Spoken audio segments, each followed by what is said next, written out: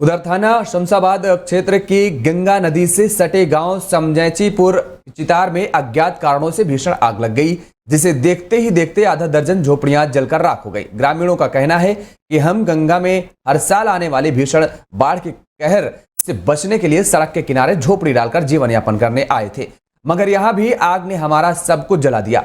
आग लगने के बाद ग्रामीणों ने फायर ब्रिगेड को फोन से घटना की सूचना दी, जिसके बाद मौके पर पहुंची फायर ब्रिगेड की गाड़ी ने कड़ी मशक्कत के बाद आग पर काबू पाया। कोई पता ही नहीं लगा था कैसे करके आग लगी, कोई पता ही नहीं लग रहा इसका। कितना नुकसान हुआ तुम्हारा? नुकसान तो बहुत हुआ, कम से कम 1.5 लाख रुपया ये नुकसान हुआ। इंजन चक्की सब फूक गई, जितना गेहूँ पड़ा, कपड़ा लिट्टा जितना था, जितना खटियों से बिटिया का जितना भी दान दे जा जितना था सब फूक गया। शादी करने को बिटिया की बेटी। अच्छा, तुम भी शादी करने को बैठे हो? हाँ। कितने घरों में लगी आग? लगी कम से कम 10-12 घर थे। 10-12 घर? 10-12 घर हैं, लिखवा दिए सब, और 10-12 घर हैं। तो सबका इतना नुकसान हुआ? सबका इतना हुआ नुकसान थोड़ा नहीं, नुकसान बहुत हुआ। नोएडा इंटरनेशनल एयरपोर्ट के पहले फेज का कंस्ट्रक्शन का काम अंतिम दौर में है। अक्टूबर से यात्री की सेवाओं की शुरुआत हो जाएगी। इसको देखते हुए एयरपोर्ट की सड़क से कनेक्टिविटी की प्रोजेक्ट के काम को तेज कर दिया गया है। एयरपोर्ट को दिल्ली मुंबई एक्सप्रेसवे से कनेक्टिविटी के लिए 31 किलोमीटर लंबा ग्रीनफील्ड एक्सप्रेसवे बनाया जा रहा है। यह वल्लभगढ़ में एक्सप्रेसवे को कनेक्ट करेगा। इसके लिए यमुना प्राधिकरण के अधिकारियों ने भारतीय राष्ट्रीय राजमार्ग प्राधिकरण के वरिष्ठ मेंबरों के साथ बैठक कर कनेक्टिविटी के मार्ग में आ रही 2 जगह पर बाधाओं को दूर कर लिया गया है।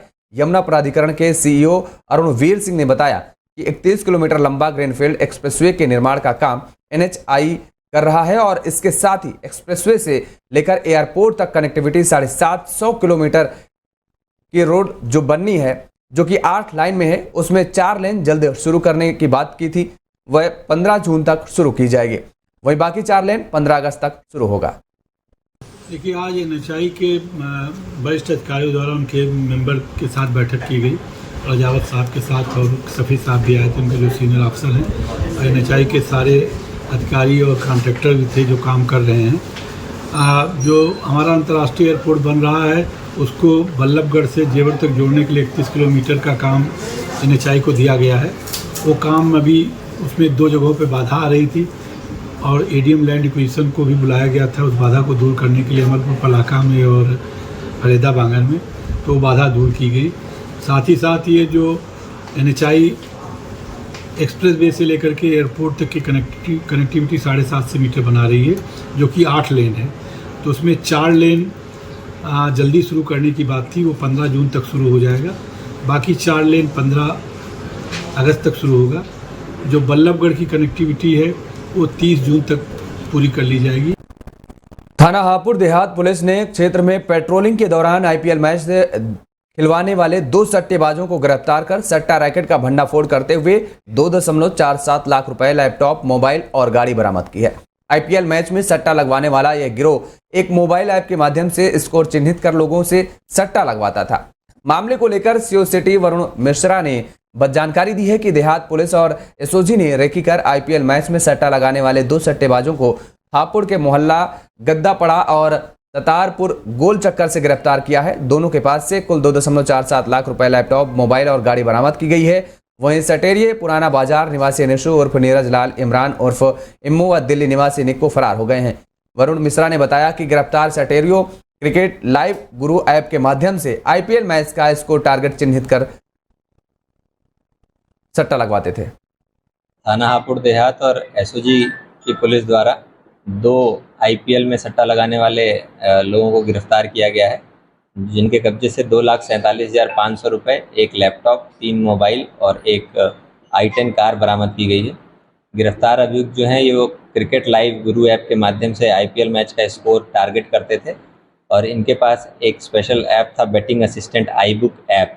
इससे वो अपना हिसाब किताब रखते थे मैच के एंड में कि कितना किसने हारा, कितना जीता। ये दोनों अभियुक्त अजीम और अराफत हापुड़ के रहने वाले हैं और इसके अतिरिक्त जो भी इनके गिरोह में शामिल हैं उन लोगों के नाम हम लोग प्रकाश में ला करके और अग्रिम कार्रवाई कर रहे हैं। राजधानी समेत प्रदेश में पिछले सप्ताह हल्की बारिश और तेज हवा के चलते राहत के बाद आज फिर भीषण गर्मी का सिलसिला शुरू हो गया है। आने वाले दिनों में मौसम शुष्क रहेगा। मौसम विभाग के मुताबिक अगले 4-5 दिनों तक लोगों के लिए दोपहर के समय में परेशानी बढ़ेगी। दिन और रात के पारा में 5 डिग्री सेल्सियस की बढ़ोतरी के आसार नजर आ रहे हैं। गर्मी और लू का असर 20 मई तक बने रहने की संभावना जताई गई है।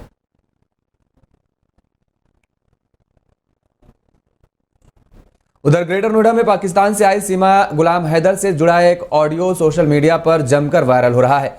इस ऑडियो में गुलाम हैदर का हरियाणा निवासी वकील मोमिन मालिक और एक पाकिस्तानी युवक बात कर रहे हैं। इसमें सीमा हैदर के पाकिस्तान में अपने चाचा के पास आर्मी कैंप में रहने की बात की जा रही थी और इसके साथ ही पाकिस्तानी युवक बातचीत में बता रहा है कि सीमा हैदर को पबजी गेम भी खेलना नहीं आता। ऑडियो वायरल होने के बाद सीमा हैदर ने भी इस मामले पर अपनी सफाई पेश की है। गुलाम हैदर के अधिवक्ता मोमिन मलिक ने बताया कि सीमा हैदर के पाकिस्तानी एक अति परिचित व्यक्ति के द्वारा जो स्टेटमेंट दी गई है उसको देखते हुए सीमा हैदर भारत की आंतरिक सुरक्षा के लिए बड़ा खतरा है। मोमिन मलिक ने बताया कि सीमा हैदर पाकिस्तान में अपने चाचा के पास आर्मी कैंप में जाया करती थी और वहां पर 8 से 10 दिन रहकर फिर वापस अपने घर आ जाती थी। कुछ लोग fake news, fake video, fake audio चला रहे हैं। मैं उनको ये बता दूं कि हमारे फोन नंबर, हमारी सारी आईडीज आज भी जांच पे हैं और आगे भी मेरी जांच होगी, तो उसके लिए मैं पूरी तैयार हूं। बिल्कुल मेरी जांच कीजिए। अगर किसी को डाउट है तो मेरी पूरी बिल्कुल दोबारा से जांच कीजिए, उसके लिए मैं बिल्कुल ही तैयार हूं। और मैं भारत सरकार से, सुरक्षा एजेंसी से ये रिक्वेस्ट करना चाहूंगी, जो भारत में कुछ लोग रह के पाकिस्तानियों के साथ दिन रात बात करते हैं, उनसे कॉन्टेक्ट करते हैं अलग अलग, उनकी भी जांच जरूर की जाए।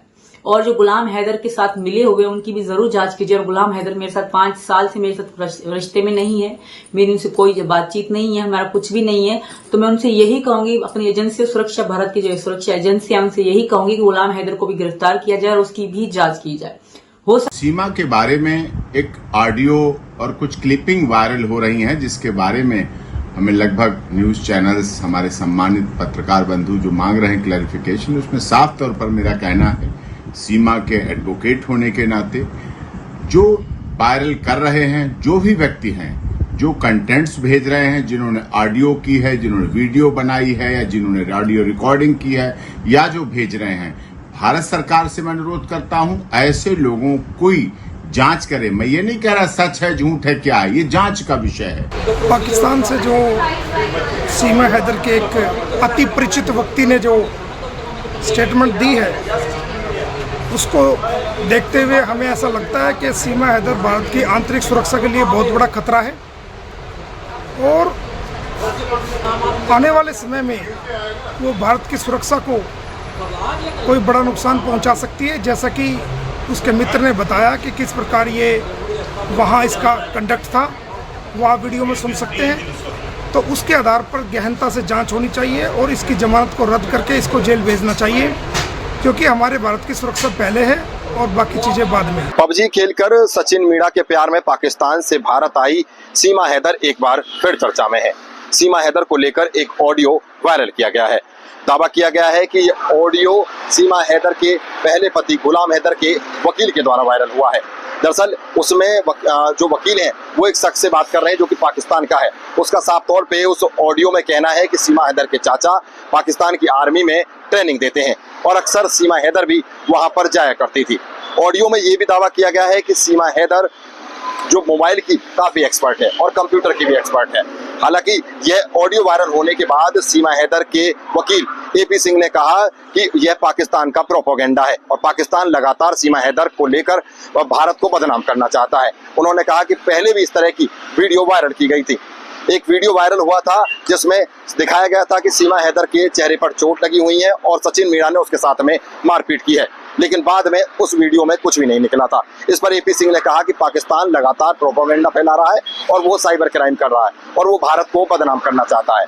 इस मामले में वकील ने साफ तौर पे कहा है कि भारत की जो एजेंसियां हैं वो लगातार सीमा हैदर की जांच कर रही हैं और इस मामले में भी उनके द्वारा जांच होनी चाहिए। उन्होंने ऐसे लोगों के खिलाफ कार्रवाई करने की बात कही है जो इस तरह की ऑडियो और वीडियो को वायरल कर रहे हैं और भारत को बदनाम करने की कोशिश कर रहे हैं।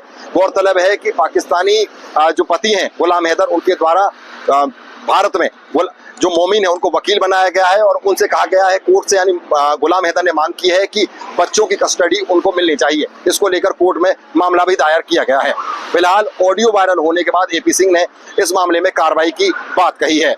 Bhupesh Pratap Singh, daily 24 Bharat, greater Noida.